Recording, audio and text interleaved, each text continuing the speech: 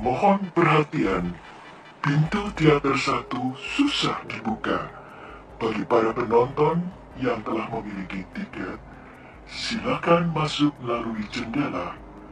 Terima kasih. Keringat telah membanjir keluar dari sekujur tubuh Mahisa Dharma. Ia berusaha duduk bersemadi di lantai dan mengatur pernapasannya sambil memejamkan mata dan tidak memperdulikan pertempuran yang tengah berlangsung antara Anjani dengan Prawana.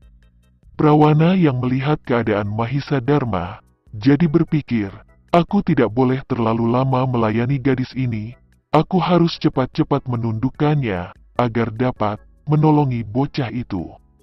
Dan karena berpikir begitu, Prawana telah melancarkan serangan yang gencar.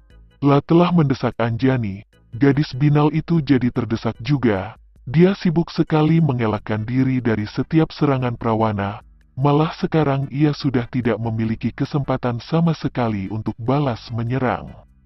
Waktu itu Prawana telah berkata dengan suara yang nyaring disertai oleh serangannya lagi.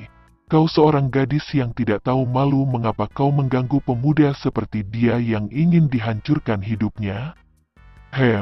Kau tidak perlu rewel, aku akan melaksanakan apa yang kuinginkan dan kau tidak berhak mencampuri urusanku, aku pun akan dapat merubuhkan kau tua bangka penghuni hutan rimba. Sahut gadis binal itu lantang, mendengar dirinya disebut sebagai tua bangka penghuni hutan rimba. Keruan saja membuat Prawana jadi mendongkol. Dia memang telah merasa jemu setelah mengetahui bahwa gadis yang tengah bertempur dengan dirinya ini adalah seorang gadis cabul. Maka waktu kemarahan dirinya telah membakar hatinya, ia telah mengeluarkan suara seruan nyaring. Dan membarengi dengan itu ia pun melancarkan serangan yang gencar. Anjani jadi sibuk sekali mengelakkan ciiri dari setiap serangan yang dilancarkan lawannya. Napas Anjani juga jadi memburu keras, tetapi sebagai seorang yang memiliki kepandaian tinggi, tentu saja Anjani tidak mau menyerah terhadap desakan Prawana. Beberapa kali ia mengerahkan tenaga dalamnya untuk mendesak mundur lawannya, malah suatu kali, dengan cepat tangannya yang disertai tenaga dalam yang kuat telah meluncur akan menghantam dada Prawana. Serangan itu bukan serangan sembarangan, Prawana juga terkejut. Benar-benar hebat gadis cabul ini, pikir Prawana kesal, dan cepat Prawana mengempos semangat dan tenaga dalamnya.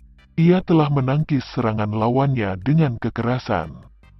Tenaga yang keras saling bentur satu dengan yang lainnya, memperdengarkan suara menggelegar yang keras sekali, dan Anjani maupun Prawana telah terhuyung mundur beberapa langkah. Anjani yang melihat lawannya memang bukan merupakan lawan yang sembarangan, telah mempergunakan kesempatan tersebut untuk menyingkirkan diri. Telah menjejakkan kakinya, tubuhnya telah melompat ke dekat undakan anak tangga, lalu berlari gesit sekali menaiki undakan anak tangga itu. Sebetulnya Prawana ingin mengejarnya, tetapi teringat kepada keadaan Mahisa Dharma, Prawana telah membatalkan maksudnya itu. Cepat-cepat Prawana mendekati Mahisa Dharma sambil bertanya, "Bagaimana keadaanmu?" Mahisa Dharma menceritakan apa yang telah dialaminya, dengan suara yang susah payah, karena justru Mahisa Dharma masih dikuasai oleh pengaruhnya obat pelemas tubuh itu.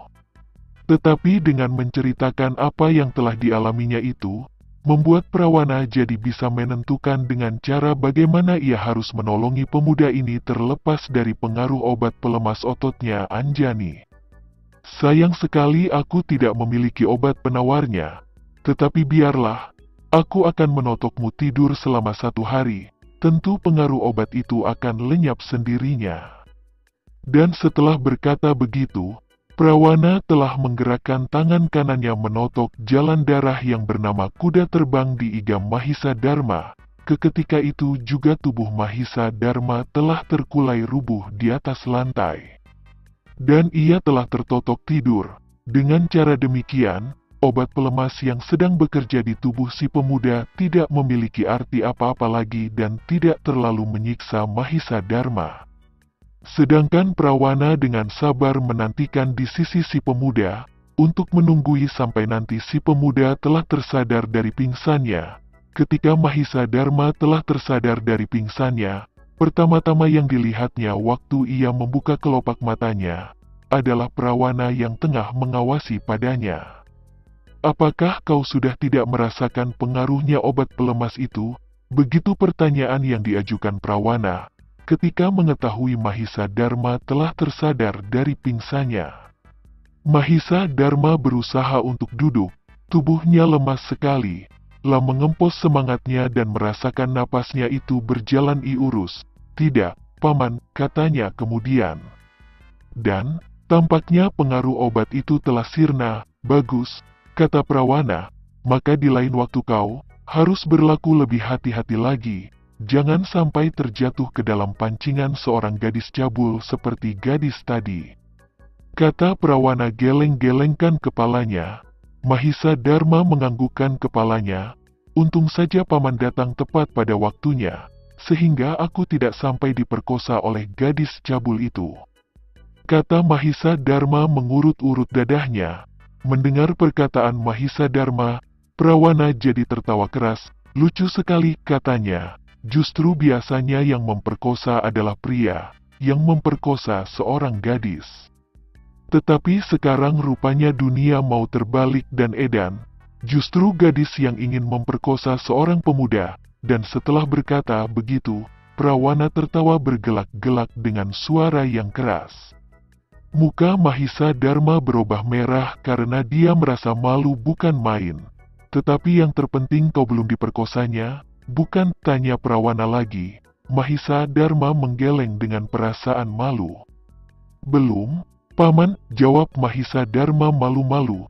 "Bagus, dengan demikian hawa murnimu belum lagi berhasil dihisapnya, sehingga kau tidak rugi apa-apa," sahut Prawana menggut-menggut. Muka Mahisa Dharma berubah merah lagi. "Paman, sebetulnya ilmu apakah rembulan timur mentari barat yang dilatihkan oleh gadis itu?"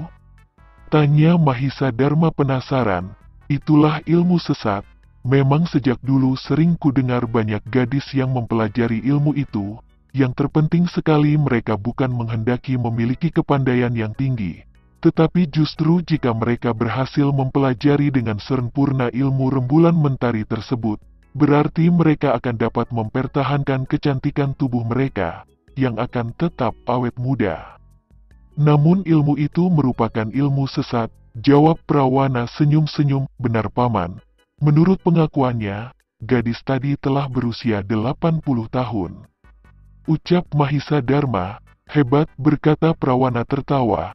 "Kau melihat sendiri, aku belum lagi berusia 80 tahun, tetapi telah menjadi kakek-kakek dan begitu juga halnya dengan si Dewi Bangsat Selaksa Api. Dia belum berusia sampai 80 tahun, baru setengah baya, namun mukanya telah berkeriput dan menjadi seorang nenek-nenek.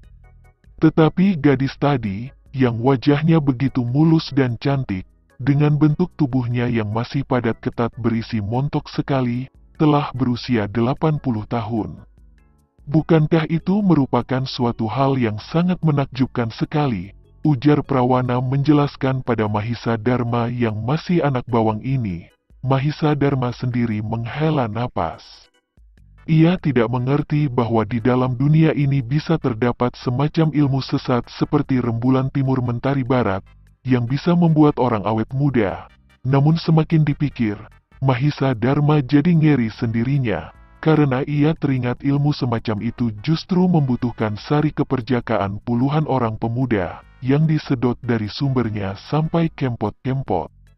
Untung saja Mahisa Dharma tidak sampai menjadi korban dari gadis itu, yang telah mahir sekali melatih ilmunya, sehingga tampaknya seperti gadis yang baru berusia 20 tahun. Kemudian Mahisa Dharma telah menoleh kepada Prawana, sambil tanyanya dengan perasaan tidak mengerti. "Paman, jika gadis yang melatih diri ilmu sesat tersebut, apakah mereka tidak akan tersesat dan bercelaka oleh ilmu itu?"